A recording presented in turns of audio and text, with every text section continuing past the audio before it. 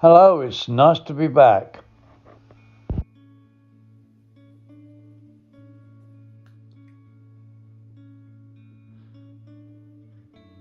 Here you see my previous attempts at creating the landscape in a North Wales environment, in particular around Dinorwic, Penryn, and places like Blaenau Festiniog, Glophagunnel up on the back there, and the top of up behind Blaenau Festiniog.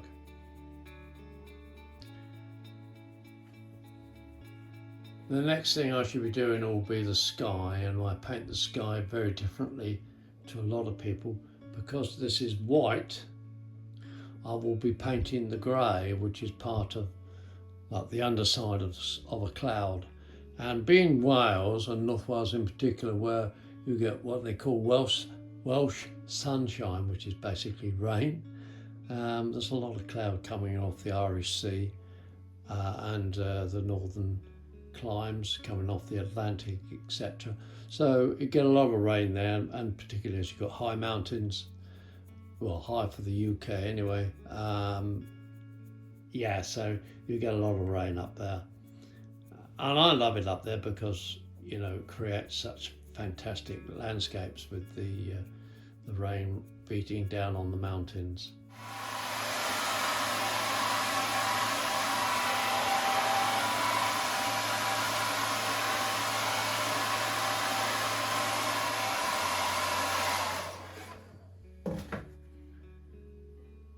Using a hairdryer there to dry the paint a little bit quicker than I would normally do, but because of the video has been done in real time rather than time lapse, mainly so you can see exactly what I'm up to. I think it's a lot better. I need to put some on here. I've got some brown streaks here, which is classic in the rock. I should be doing the same. Let's turn the camera around just a little bit more so you can see it a bit better. I'm using watercolours extensively here. The watercolour is mixed in with the emulsion paint. Here I'm going to put a little dab of burnt sienna. Sorry, burnt umber, get it right. A dark brown or darkish brown. I'm a little bit cavalier in the way I produce these colours and stuff. That's the way I work, and I'm comfortable doing it like that. So there's a few flicks of the paintbrush. It looks very, very crude to start with, but then I refine that a little bit more with a bit of grey.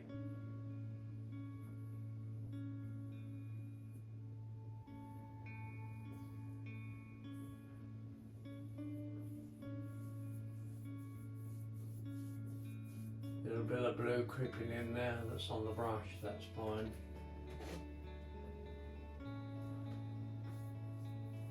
That mixes in with the brown, because the slate really isn't just one grey colour. In fact, when the rain's on it, you can see lots of different hues, lots of lovely different colours: greys, purples, greens, dark grey, light grey. And there's a bit of watered down blue there, but when that dries back, that will look a lot better. See, on these ledges here, when they've been worked out and they're no longer producing good quality rock to be split into slate, Mother Nature takes over, and she takes over very, very quickly. In most cases, you think, oh, it's awful, it's grey, it's a grey landscape, but in fact it's not. There's a lot of green, and particularly with the rain coming down, there's a lot of green that gets in on the slate, and I shall represent that in a second. You'll see I'm using a leaf green here, a little bit of leaf green watercolour mixed in with the paint.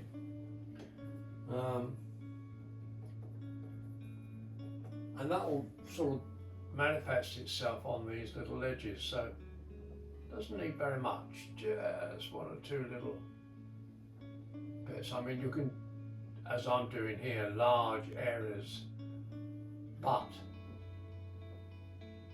you can break those down and reduce the amount of green by adding colour. So here's a distant ledge, if you like, and I shall put a representation of a tree there, because they did grow. I mean, your silver birches will be quite common and are quite common on the quarry tops now, and most of the quarries, particularly around Dinorwic and Llanberis in particular, haven't been worked since 1960s, the late 60s. So Mother Nature has taken over quite convincingly. And so, you know, this is not long since closed, this part here. So Mother Nature is now starting to creep in and take back what is rightfully hers. So that gives perspective. Excuse me. And that is what is needed when I'm doing this sort of thing. A bit of brown there, and that will dry back to a lighter colour. Don't be frightened to have a go at doing what I'm doing. It doesn't have to be perfect first time. And dear old Bob Ross from many years ago, who had a painting channel on, I forget what it was now, I think it was Discovery, way back in the early days of internet television and the like, and digital television. He would call them happy little trees. And I kind of like to follow that a little bit. He's long since gone now, but he was a very talented artist. In front of the camera, there was nobody to beat him. He was an American guy. Probably the nearest you can get to him really was dear old, forget his first name now, Derek Hart, was it? He used to do Morph and programs like that. And he was very good at portraying art. But here we're not doing sort of very detailed backscene. Doesn't need to be, because you really need to have your locomotives and your rolling stock telling the story. All that the backscene does is enhance the story that you're trying to portray on the tracks. There's a lot of people out there who do very heavy backscenes, and frankly, they take over, and they kind of destroy the image a little bit. It was just my opinion, really. But I've seen so many beautiful exhibition layouts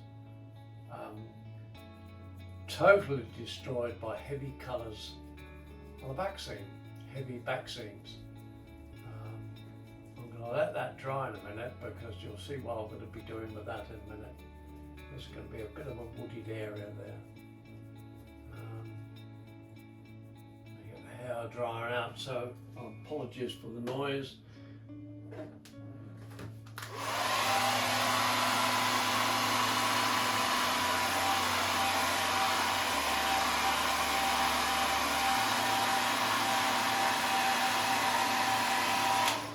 The idea here is to kick-start the drying process. While that's really drying off a little bit more, I'll continue on over here.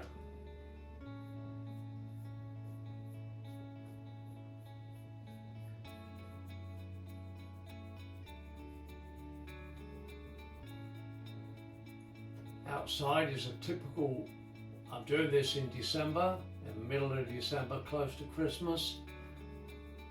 And outside, it's not very pleasant. It's absolutely tipping it down with rain.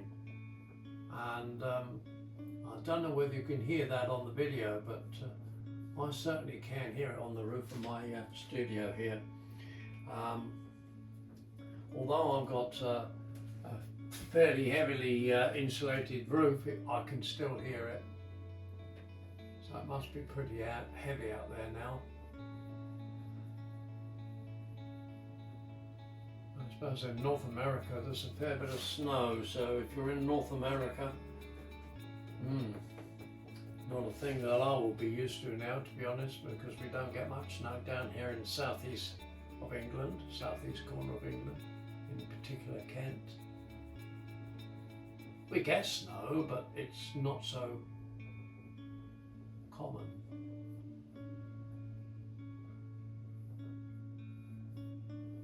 So look, we're getting those, see those blocks of colour.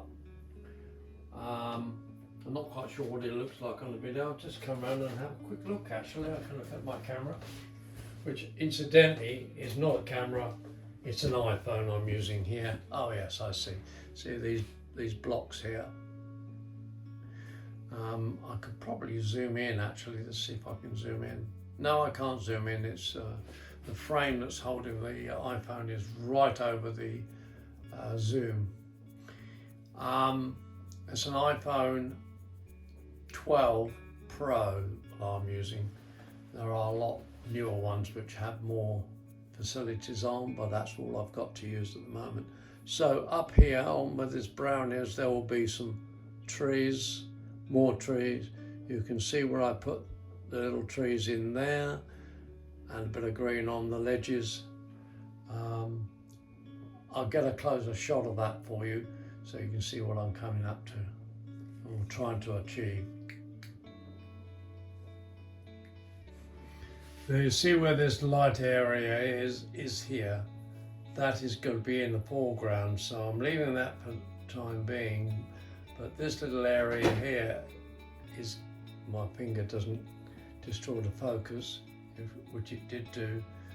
The bit in the middle, where you've got the long streaks of colour here, they will sink further back into the background, as you can see what's happening there now. Just by a few brush strokes, and that's all you need. And you can see over here, let's get round this side.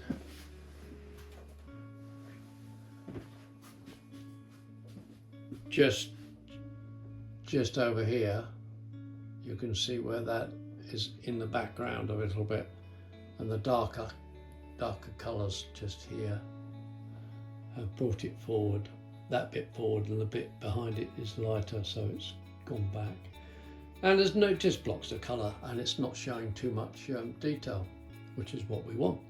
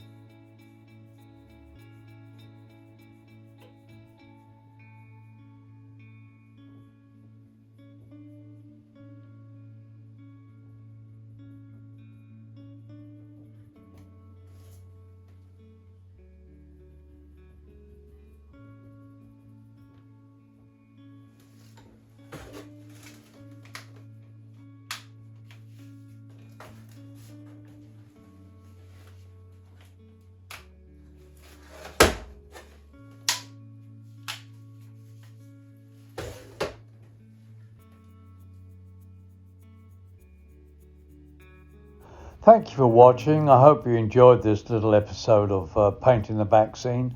If you have, please press or touch the like button, which is the thumbs up. And if you haven't subscribed, please try and subscribe. It costs you nothing and it will help the channel grow further. Thank you for watching.